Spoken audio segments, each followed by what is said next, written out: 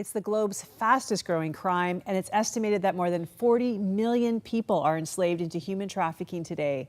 But there are many heroes involved in the fight for freedom, and I'm thrilled to have one of them with me here today. Brian McConaghy, thank you so much for joining us. Pleasure to be here. Did you like being called a hero? You're one of my heroes. That's a little embarrassing. I know. Well, you work with Ratanak International. You founded that organization, and we partner with it here at Crossroads Cares and Relief and Development. For a long time, yeah. And we love partnering with you and all the work that you're doing. Tell me about what you do. I was originally in the RCMP, and then God introduced me to Cambodia, and then through various investigations on the Canadian side, I ended up confronting the issue of international pedophiles and the assault of children and the whole sex trade and human trafficking issue, which is just a huge problem in Cambodia. And so as a charity now, we really focus on human trafficking and trying to solve the huge problems in the lives caused by what is modern day slavery. And you have been working there almost 29 years. It is a post-genocidal culture. Tell me about the challenges of working. It's very unique in the whole world.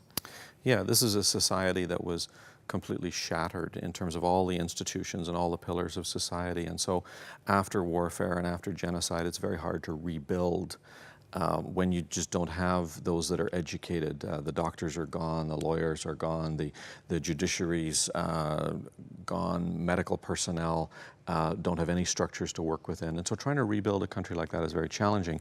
And the byproduct of this is that the society is vulnerable, particularly children and young people are vulnerable as a result of the lack of structures, the lack of family stability, and also just the vulnerability psychologically post-genocide.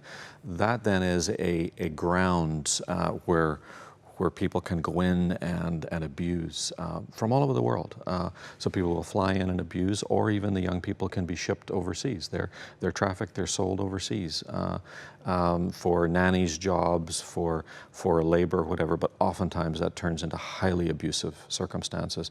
And so it's really a victimized population. And trying to gain the trust of people that you're working with, especially people who've been victimized first by the genocide, then by being maybe the children of parents who went through genocide, who don't know how to deal with their trauma, and then just now the exploitation, that culture of exploitation that happens. How do you ever gain trust to bring healing? Trust is something that's really gained, I think, through time. It really is long, slogging away, building relationships that are quite difficult to build initially because the Cambodian government very naturally does not necessarily want to trust others. Many, many nations have abused this country over the years. They're a post-communist, post-genocide society where they've got a fairly jaded view of those internationally. And so to go in and just say, hey, I'm here, I'm going to help, they're not going to believe that. Lots of people have said that and done the opposite. So we have to go in and work for years building relationships, proving we're going to do what we said we were going to do. And that's really happening with senior government officials now and others in society where they're recognizing that we're actually going to do it. We're actually committed to this country, and it actually is revolutionary for them to understand that, yes, we do love your country and we love your people, and you can trust us to do what we say. So it's a long haul, but a very rewarding haul to see now Cambodian government officials saying, yeah, we accept the fact you actually do care about our people. One of the issues that you're dealing with that really has touched my heart is this issue of forced marriage to China particularly, because with their one-child policy, guess what? The end result of that many decades later now is they don't have enough women to marry their men. Tell me about what is happening. Yeah, well, as a result of one-child policy and gender preference, China is now 35 million females short. That's the population of Canada. That is a recipe for massive human trafficking, where that's 35 million Chinese men with no prospects of girlfriends or wives.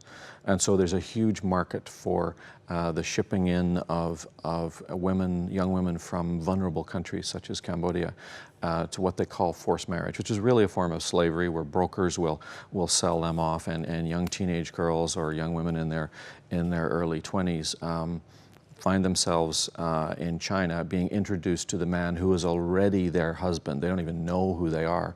And it's some 60-year-old, bitter, angry, abusive guy who couldn't find a wife, and he has basically purchased a Cambodian. And so they are completely traumatized by this because they're not even in a country where they know the language. They're completely dislocated from their society, and they have to try and navigate, how do I escape, how do I get home, how do I get out of what is slavery that involves a lot of violence, a lot of domestic abuse, and basically sort of domestic slavery in terms of chores and cooking, and being assaulted in the middle of all that too. It's brutal. Now, your team meets women at the airport who are just been rescued from these situations. What is that journey like for them? Well, the journey on the, certainly even leaving Cambodia and going to countries like China is traumatic in and of itself, even getting to China, and then to discover that you are now product, you have now been sold off to a family that you're never going to belong to that family, you're a slave of that family. And then the return, we now have arrangements with the Chinese government, a bilateral agreement between China and Cambodia for the return of undocumented young women, which is a major victory. It's wonderful that we have that opportunity. And so now they do have a chance to fly home. But when they fly home, they are scared stiff of what they'll encounter at home. If they walk out of the airport, it's not necessarily rational at all, but they fear seeing their trafficker. They fear seeing the broker who sold them first. The odds of that happening are virtually nil at the airport. They don't know when they're arriving, but they come back with fear. And so to be welcomed at the airport by our counselors and staff who are young Cambodian women just like them, who literally can take them by the hand and say, you're okay, in their native tongue, and say, you're okay, you're safe, we will care for you, we will love for you, and we will start to put a plan in place to rebuild your life in terms of education and trauma, counseling, and reintroduction and reunification with families that can be very, very difficult with these girls having been abused and having lost their virginity through no fault of their own. There's a lot of issues for them, and so we're in a position to be able to guide them through that and actually train them into freedom because they don't know how to get there. So this is such an important side of the work. You also work with women who've been exploited in KTVs, beer gardens. So there's many different levels of exploitation, but I want to we're running a little bit out of time, so I want to touch on men because this is a new area that you have tackled, the labor exploitation of men, which happens very regularly. Tell me about this new program. Yeah, I avoided men for a long while because I'm normal and it terrified me.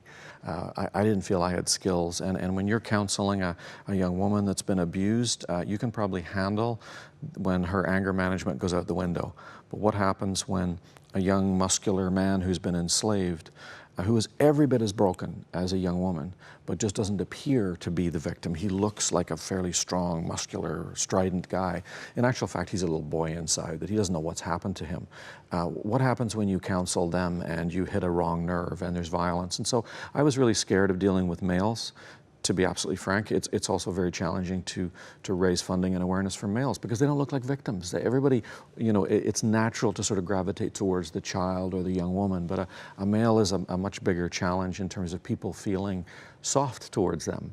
And that's how God feels about them. He died for those young men just as much as he did the young women. And so there's a responsibility there. So in fear and trembling, we jumped. We started what I believe to be the only program for males.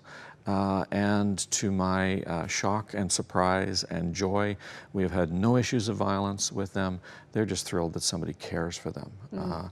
So they too come back broken and abused in many, many ways, and we can express to them that they are valuable, that they are actually young men of dignity, just like we teach the young women they are young women of dignity. And that all comes from an understanding that you are valuable before God.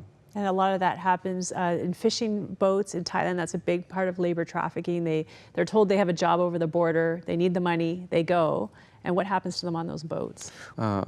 Young men, when they are offered these jobs, they are naive enough to assume that they're going to get what they were promised, which is maybe $600 a month, and they'll get freedom to leave either the construction site or the fishing boat they've been put on. That's not the case, particularly in the case of fishing boats. If they ask for leave, they will be beaten. They frequently are being sexually assaulted by the crews and can't get off the boats. If they ask for that to stop, they will be beaten. And if this goes on long enough, not infrequently, they're thrown overboard and left to drown, or they're shot. And I have videos of them being shot. Because they're worthless. They're absolutely, this is like piracy 300 years ago. It's just the same. And so those men that do get out come back traumatized. And to be able to give them an opportunity to restart a life where they can come back to their families. Yes, shamed, they're broke, they're not bringing back any money, they're not coming back with any pride of having established a career, they've got nothing left. And yet we can welcome them and say, despite all that, you have value. And so one of the things that goes through my mind constantly with this now is the whole scenario is impossible to deal with. It's overwhelming unless you work for the great physician. And he is the one that transforms lives that are irredeemable in any other way. And others say, you can't fix these lives, either male or female, you can't fix them, they're too far gone. But over and over again, we can see where Christ gives us the ability and the power to see lives absolutely transformed. Love, love, love the work you do. Thank you so much for coming to share a little part of it. It's a pleasure to be here. Thank you.